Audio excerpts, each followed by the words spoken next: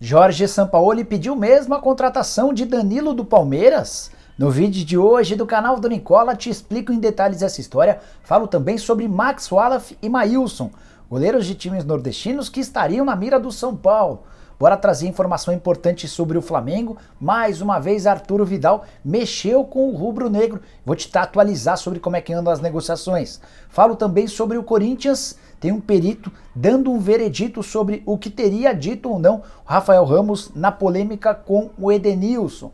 Para completar detalhes sobre uma reunião que aconteceu nessa segunda-feira com 25 clubes a respeito da formação da liga. Tem as últimas do mercado de transferências, além de uma série de novidades. Você não perde por esperar. Antes, só me apresentar, sou Jorge Nicola, jornalista esportivo, trabalhando no meio desde 2000. E a ideia por aqui é deixar você super bem informado sobre as coisas do seu time do coração. Para não perder nada, aperta o botão vermelho de inscreva-se e ativa as notificações. Se curtiu o vídeo também deixa like que se ajuda bastante, beleza?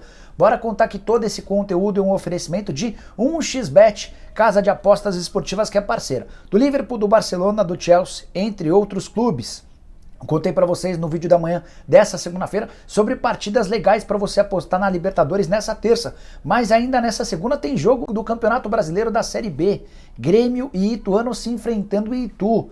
E a vitória do Ituano paga R$ 3,52 para cada real apostado. Se der empate, R$ 3,00. E a vitória do Grêmio pagando R$ 2,15. Ótimas cotações. Nessa terça-feira tem jogo importantíssimo do Campeonato Inglês. Pode ser o jogo do título para o Manchester City. É que Southampton e Liverpool se enfrentam. A vitória do Southampton paga R$ 8,10. O empate pagando R$ 5,40. E a vitória do Liverpool garantindo R$ 1,41. Para aproveitar essas e outras oportunidades lá na 1xBet é simples, pega o comentário fixo, tem no comentário fixo um link, você vai clicar lá, vai se inscrever na 1xBet e a partir daí vai começar a apostar. Sempre lembrando que quando você for fazer o depósito, usa o cupom Nicola para ter 100% de bônus no valor do seu depósito, beleza? Bora começar o vídeo com o tradicional giro de notícias e a primeira informação é de que a Recopa Sul-Americana, torneio que reúne o campeão da Libertadores contra o campeão da Sul-Americana, não terá exibição na Globo. Globo, que garantiu a volta da Libertadores a partir da próxima temporada, comprou um pacote um pouco mais barato que não conta com a Recopa, que será exclusiva dos canais ESPN pelas próximas 4 temporadas. Outra informação importante de bastidores diz respeito a Daniel Paulista, novo técnico do CRB. Ele assume no lugar do Marcelo Cabo, estava desempregado há 12 dias quando foi demitido do Guarani, que ainda não encontrou um novo comandante. Para completar, contar sobre o dia seguinte de William Oliveira, o volante que se tornou o grande herói da primeira colocação do Cruzeiro na Série B. Foi dele o gol contra o Náutico. Nessa segunda ele desembarcou em BH e foi direto para a maternidade para acompanhar o parto do seu primeiro filho, a Bela, que nasceu nessa segunda no mesmo dia em que o jogador faz aniversário. Parabéns aos dois. Quero falar agora sobre a nova proposta para a Liga de Clubes. Você sabe que desde a semana passada temos 10 times grandes assinando e aprovando a Libra, a Liga dos Clubes Brasileiros. Pois bem, hoje, segunda-feira, no Rio de Janeiro, 25 times se encontraram, 25 times que ainda não fecharam com a Libra, para tentar encontrar uma fórmula hegemônica para eles, para que possa ser sugerida para o pessoal da Libra. O que se conversou e chegou a um consenso é da seguinte divisão: 45% da grana da bolada dos direitos de transmissão divididos de maneira igual, 25% de acordo com os resultados esportivos, classificação final do campeonato, e mais 30% de acordo com audiência, presença de torcedores em estádio e engajamento nas redes sociais. Esse item engajamento nas redes sociais é que tem gerado mais polêmica, até porque ele é bastante amplo. Contaram ou estiveram presentes nessa reunião os seguintes clubes: América, Atlético Goianiense, Avaí, Ceará, Atlético Paranaense, Atlético Mineiro, Coritiba, Cuiabá, Juventude, Fluminense, Fortaleza, Goiás, Internacional, Chapecoense, Brusque, CSA, CRB, Náutico, Criciúma, Guarani, Londrina, Operário, Sampaio Corrêa, Sport e Vila Nova. 25 times de séries A e B. Eles se reuniram, chegaram a esse consenso e agora vão fazer essa proposição aos times da Libra.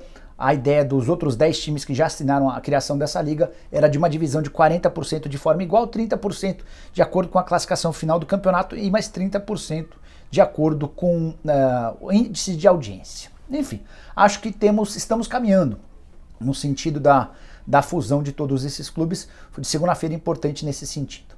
Quero falar agora sobre Rafinha, atacante da seleção brasileira e do Leeds United, que pode parar no Barcelona. Entre Rafinha e Barcelona tá tudo absolutamente certo. O Barcelona ofereceu dobrar os salários do atacante da Premier League e ele aceitou. Agora falta o principal, um acordo entre o Barcelona e o Leeds.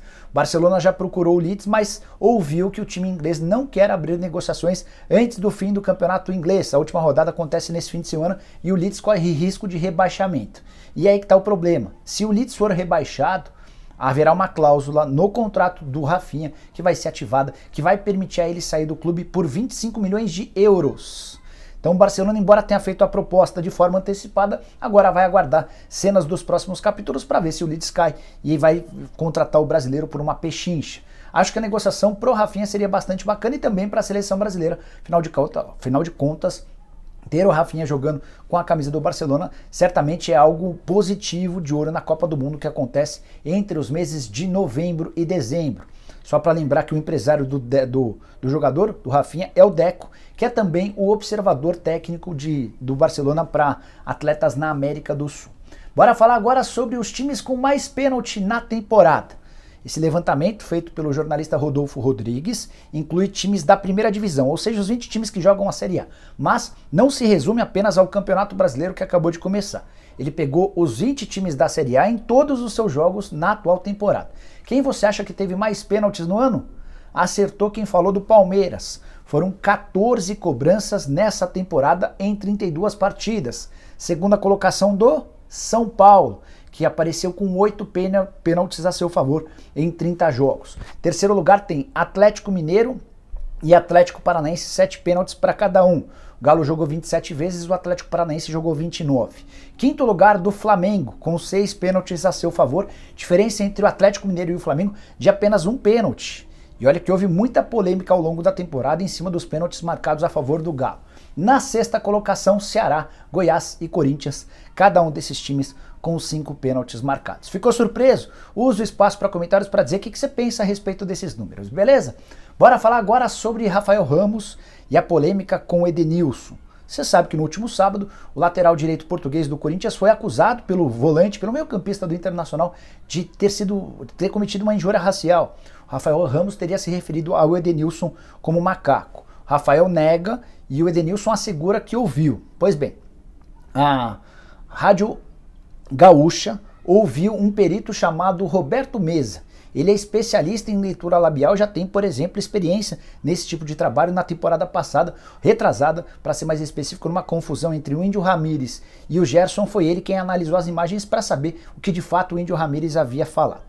Em entrevista à Rádio Gaúcha, o Roberto Meza afirmou que já tem um parecer a partir das imagens que ele avaliou. Dá uma olhada na frase, abre aspas.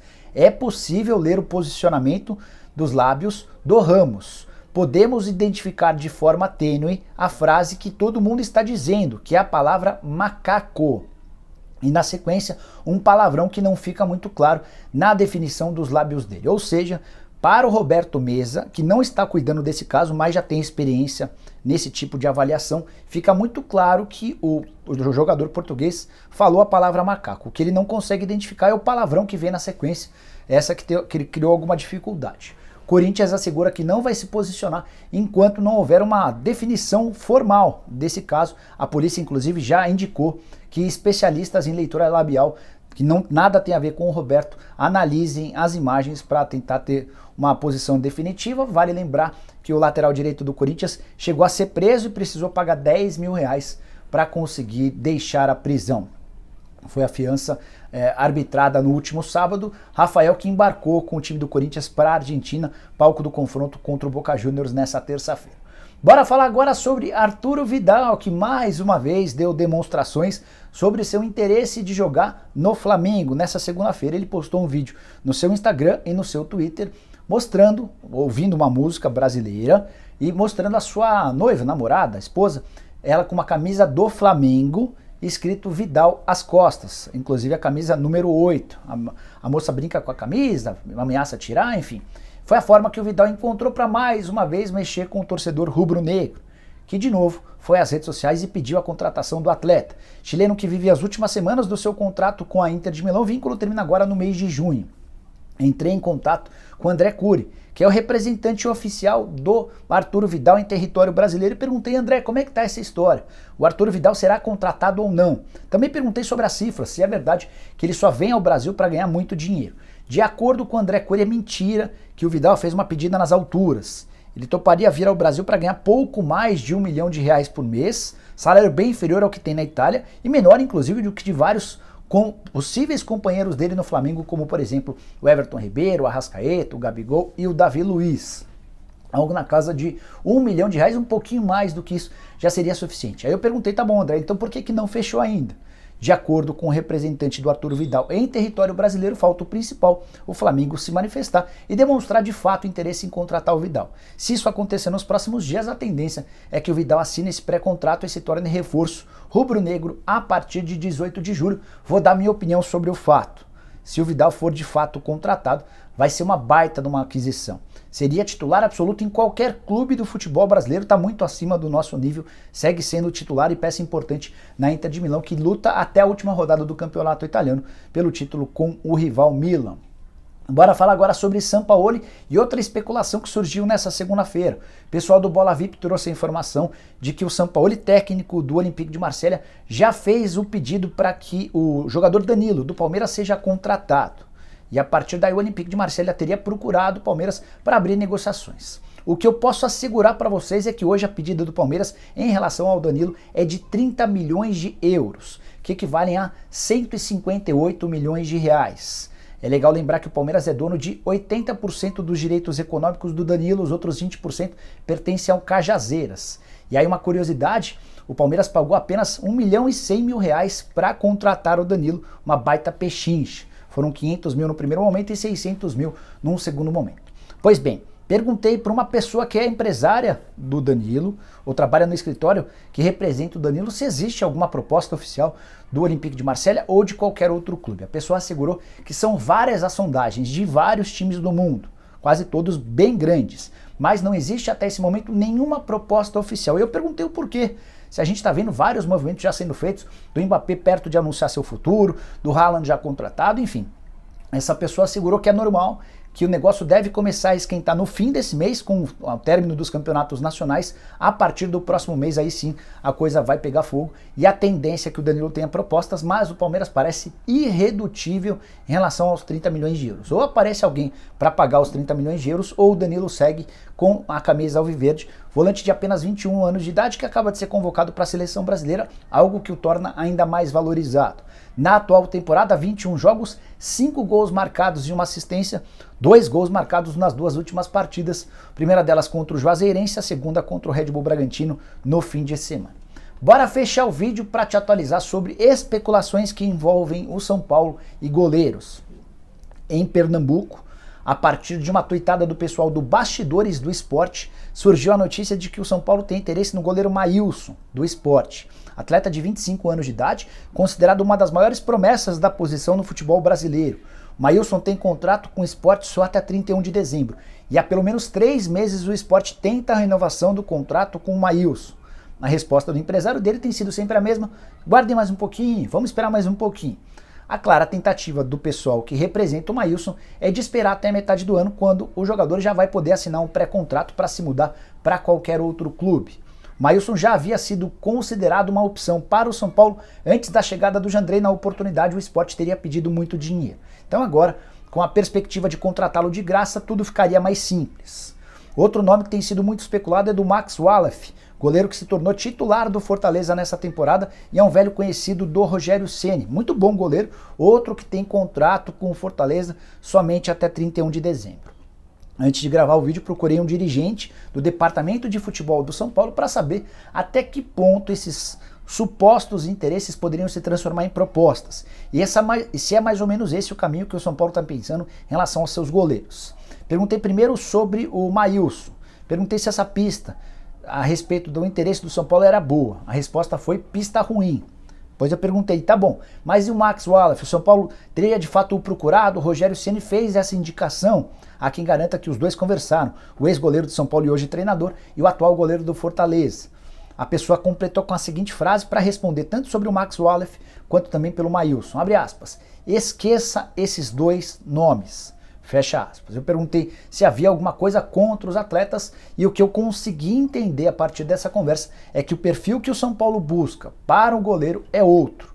A partir daí, é uma impressão minha, não é uma informação, é de que o São Paulo vai pensar num goleiro mais pronto, que chegue para ser titular absoluto, alguém que possa dominar as ações. Mas o discurso público diante dos microfones vai ser de que o São Paulo não vai contratar goleiro agora, até porque também nem pode, né? Esse goleiro só pode ser contratado a partir de 18 de julho, quando a janela de transferências abre por aqui. Também é normal que o São Paulo negue qualquer interesse, até para não criar uma saia justa para os atletas, tanto o Max Wallaf quanto o Maílson, se assinarem um pré-contrato, vão criar uma baita situação ruim para eles próprios nos atuais clubes. Então o São Paulo vai tentar certamente se resguardar e não dar muita visibilidade para esse tipo de notícia. Diego Alves, Neto, quem será que pode pintar no São Paulo? Sigo acompanhando e qualquer novidade trago para vocês, beleza? Curtiu o vídeo? Não esquece de deixar like, de se inscrever no canal. A gente se vê às 7 horas da noite em ponto com o programa do Nicola. Abraço, tchau!